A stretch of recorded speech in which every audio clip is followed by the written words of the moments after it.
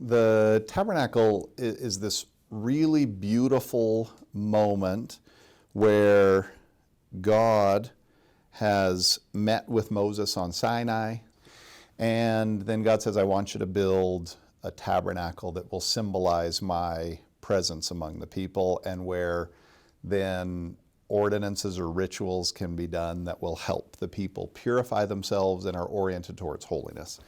The beautiful thing about the tabernacle is it moves with them, right? So you don't have it in one place. God's like, no, I can find you here. In fact, Latter-day Saints, we replicate this by having lots of temples.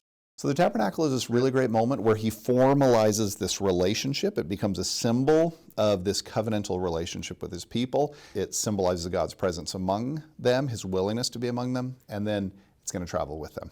So first of all, the tabernacle is in the midst of the people. So you actually get 3 tribes, 3, 3, and 3 for the 12 tribes around the tabernacle. Then the tabernacle is sort of oriented east to west. Christians and Latter-day Saints often think of that orientation as the east being the holy direction. But if you think about it a little bit differently in directions, I mean, symbols change over time, right? You enter from the east, but you proceed west, right? So if you think of the sun rising in the east, but the zenith of the sun, it moves west. And so if you think as a Christian of Christ returning at the second coming, you think, oh, well, the sacred direction is east. Well, he comes from the east, but he proceeds west. So as you enter into the courtyard, there's an enclosure that separates out what would be called profane space from holy space, so secular or the world or non-holy space. And then you enter into this, past this first enclosure, and you are in the outer courtyard of the tabernacle. And what you'll see before you is an altar of sacrifice, and then as you progress west, then the next thing is going to be the laver of water. And then what you'll see beyond the laver is going to be the edifice, the tabernacle itself, the tent structure, which is a pretty significant structure. And as a member of the Church of Jesus Christ of Latter-day Saints, think through symbolism that we understand as pointing to Christ.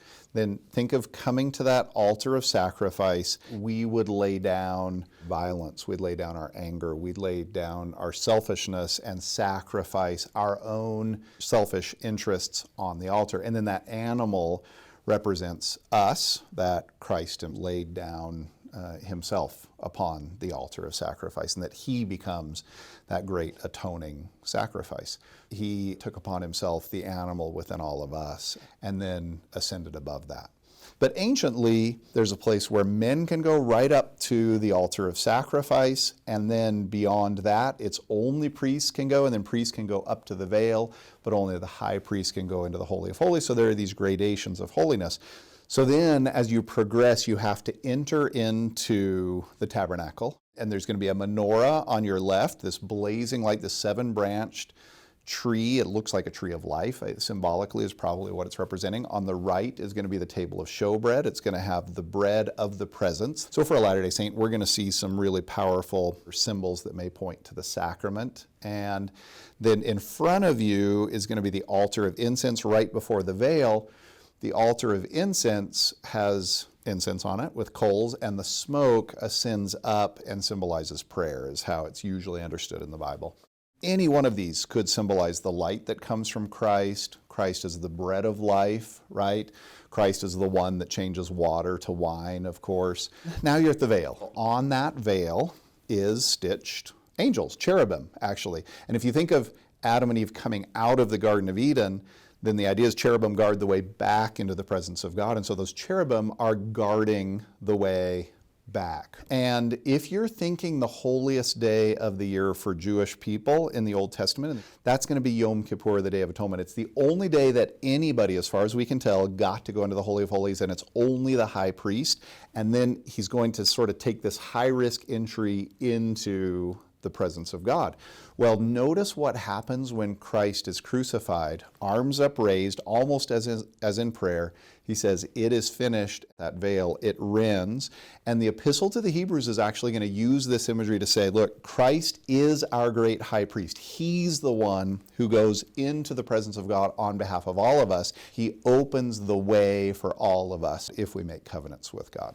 So now the high priest passes through the veil, And what does he see there in front of him? The Ark of the Covenant. So the Ark of the Covenant is this symbol of God's presence. The lid of it is known as the mercy seat, and the idea is that's the seat of God's throne.